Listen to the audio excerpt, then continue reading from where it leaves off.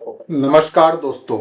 23 मार्च 1931 यानी आज ही की तारीख को एक नौजवान जो कि 23 साल का था और जिसने ये ठान रखा हुआ था कि उसे उस समय के जो सत्ता में काबिज लोग थे उसके खिलाफ आवाज उठाना है और उन्हें चुप नहीं बैठना है। उन्होंने जो बम फेंका था ना असेंबली में, वो बम किसी को मारने के लिए नहीं फेंका गया था, बल्कि लोगों को जगाने के लिए और अपने बातों को लोगों तक पहुंचाने के लिए फेंका गया था।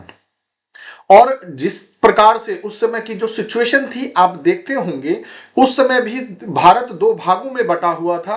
पहला वो भाग था जो सत्ता के साथ उसके हाँ में हाँ मिलाने का काम करता था, और जो दूसरा भाग हुआ करता था वो आजादी के लिए काम किया करता था।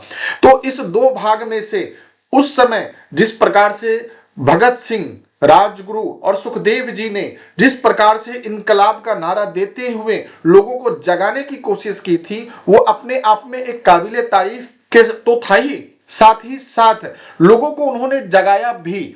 लेकिन उस समय कुछ तथाकथित जो सत्ता के पक्षधर हुआ करते थे, उन्होंने उसको देश विरोधी भी बोला और साथ ही साथ उनको आतंकवादी का भी तमगा उस समय लग गया था। लेकिन आज तक शरीर तो मर गया उनका, उन तीनों का, लेकिन आज तक वो नौजवान आप लोगों के दिमाग में और दिल में जिंदा जरूर है। आज सोचिए, इतने दिनों के बावजूद भी, तकरीबन 95 साल तो होने जा रहा है, 95 साल के बावजूद भी आज हम लोग शहीदी दिवस के तौर पर उनको याद करते हैं और नमन करते हैं। आप ये सोचिए, जहां आज के टाइम में जब टेक्नोलॉजी से लेके हर तरह की सुविधा नौजवानों को मिल रहा है, और वो अभी तक अपने कैरियर को, कितने ऐसे नौजवान हैं जिनको ये नहीं पता कि मुझे अपने जीवन में क्या करना है, क्या हासिल करना है, और उस समय वो नौजवान भारत माता के लिए अपने प्राणों की आहुति को देकर निकल गए।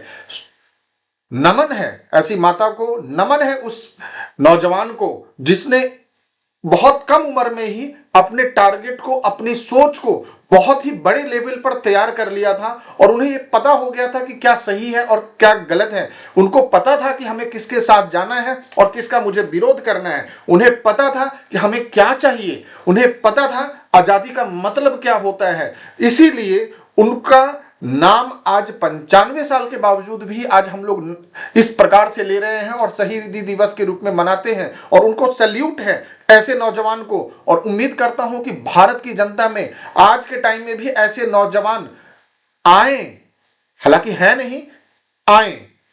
कारण क्या है कि बहुत कुछ सिमिलैरिटी आज के समय में आपको देखने को मिलेगा कि कई नौजवान सत्ता के गलत में हाँ मिलाने का काम आज भी कर रहे हैं।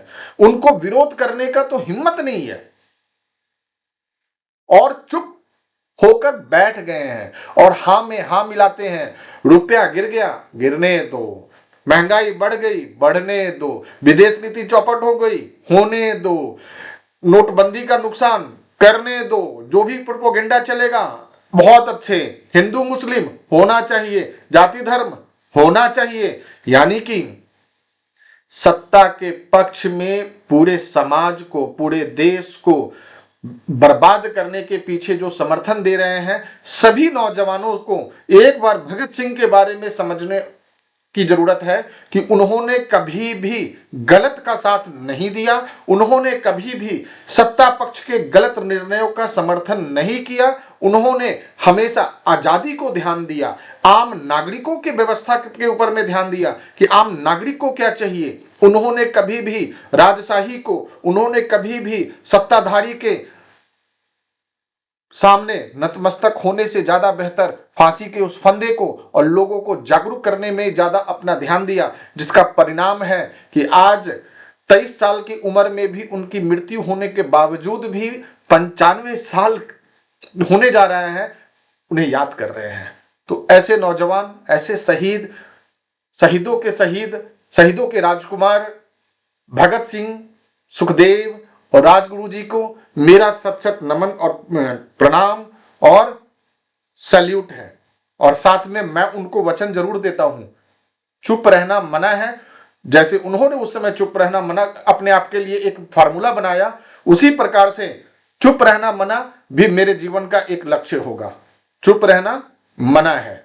गलत का मैं हमेशा विरोध करूंगा और सही का हमेशा मैं साथ दूंगा। इसी कसम के साथ, इसी वादे के साथ मैं भगत सिंह, सुखदेव और राजगुरु तीनों के शहीदी दिवस को अपने लिए एक मार्गदर्शन के तौर पर उनके विचारों को लेकर चलना पसंद करता हूं।